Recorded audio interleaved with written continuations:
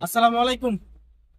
বর্তমানে আসি হচ্ছে ঢাকা চট্টগ্রাম হাইওয়ের দারোগার হাট বলে যেটাকে। এখানে একটা উঁচু স্কেল আছে, আমাদের ওই দিকে একটা উঁচু স্কেল, আমরা এখানে একটা ফুটওভার ব্রিজের উপরে আছে একটা।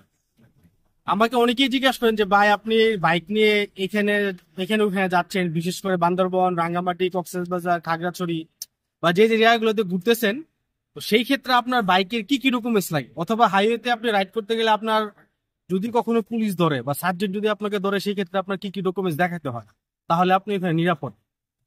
আসলে আপনি হাইওয়েতে রাইড করতে গেলে আপনার তিনটা ডকুমেন্টস, বাইকের তিনটা ডকুমেন্টস মাস্ট বি লাগবে। এই তিনটা ডকুমেন্টস ছাড়া আপনার হাইওয়েতে আপনি রাইড করতে পারবেন না। যদি এই তিনটা থেকে একটা আপনার না থাকে, সেই ক্ষেত্রে আপনি ধরা খাবেন এবং অবশ্যই মামলা খাবেন।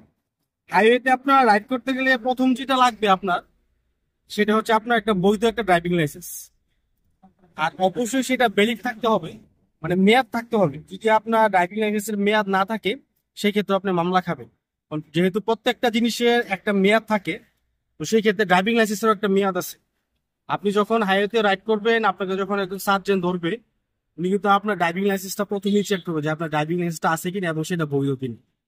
আর যদি দ্বিতীয়ত বলি, সেটা হচ্ছে আপনার বাইকের টেক্সট টোকেন। আমার তো একটু মানে উম, বলার তো মানে মানে মানে যেভাবে কিনছিলাম ওই সময় এভাবে বটা ছিল, তো সেক্ষেত্রে এরকমই আছে আর কি। আপনার বাইকের টেক্সট টোকেনটা আছে কিনা, অথবা আপনার বাইকের টেক্সট টোকেনের মেয়াদ আছে কিনা।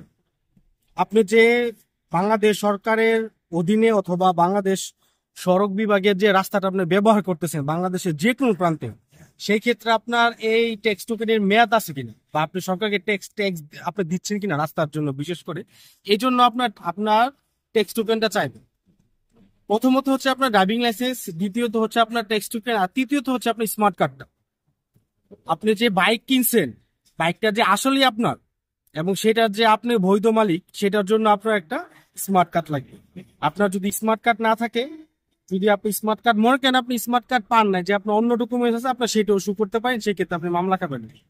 আপনি যদি স্মার্ট কার্ড ছাড়া অথবা আপনি অবৈধ গাড়িতে ধরা পড়েন, তাহলে তো অবশ্যই মামলা খাবেন। হাইওয়েতে রাইড করতে গেলে বেসিক্যালি এই তিনটা জিনিসই সবচেয়ে বেশি গুরুত্বপূর্ণ। আমি আলহামদুলিল্লাহ প্রায় 2 বছর হয়ে যাচ্ছে বিভিন্ন জায়গায় যাচ্ছি, বিভিন্ন জায়গায় ট্যুর দিচ্ছি।